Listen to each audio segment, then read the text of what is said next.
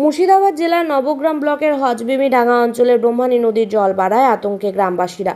গতকাল রাতে বধুরা থেকে জল ছাড়া হয় প্রায় 31,000 কিউসেকের মতো।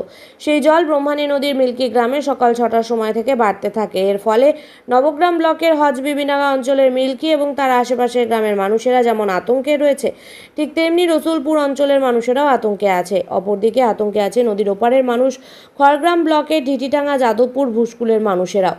গ্রামের ভেতরে বালির বস্তা নিয়ে গ্রামবাসীদেরকে বাদ দিতে দেখা যায়, যাতে করে বাড়িতে তাদের জল না ঢুকে পড়ে, কিন্তু সেই চেষ্টা একসময় এই জলের তলায় চলে যায়, কারণ মিল্কি গ্রামের বাগদি পাড়াতে অনেক বাড়িতে জল ঢুকে পড়ে।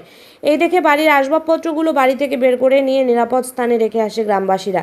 সেই সঙ্গে গবাদি পশুর খাবারগুলো এই জলের টানে চলে যায়। একসময় এই গ্রামের কাঁচা বাড়িগুলো ভেঙে পড়তে থাকে, যদিও ইরিগেশন দপ্তরের আধিকারিকরাও সেই গ্রামে উপস্থিত হয়ে মজুত করে রাখা বালির বস্তাগুলোকে নিয়ে বাঁধের গোয়ালপাড়া স্থানগুলোতে লাগাতে থাকে বলে জানা যায়।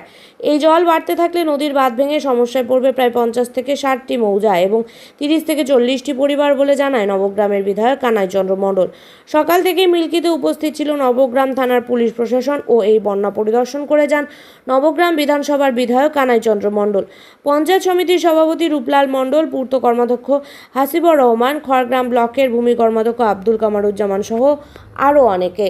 সব জলে মানে ডুবে গেছে, আমরা তো থাকতে পারছি না, মাটির ঘর ভেঙে সব জল ঢুকলো, অসুবিধা। এবার তো আমরা পুলে না আছি, পরে দেওয়ার হয়তো একটু থাকছি। কটা থেকে জল বাড়ছে আপনাদের? এটা 6টা থেকে পাচ্ছে। 6টা থেকে। কতটা ভয়ে আছেন? অনেক অনেক ভয়ে আছি তোমরা, এখন তো বাড়ছি। আচ্ছা, জল ঘরে ঢুকেছে আপনাদের? হ্যাঁ, ঘরে ঢুকেছে জল তো ঘরেই ঢুকেছে, কিছু ধোয়া হয়েছে না। এই বাঁধ তাহলে রক্ষা করছেন কি করে? জল কি করে আটকাচ্ছেন আপনারা? আমরা তো সব বস্তা মস্তা দিচ্ছি, তাও আটকেছে না।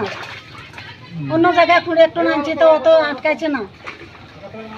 কি নাম আপনার? আমার নাম জেনি ব্যক্তি। গ্রামের নামটা কি আছে? মিল্কি।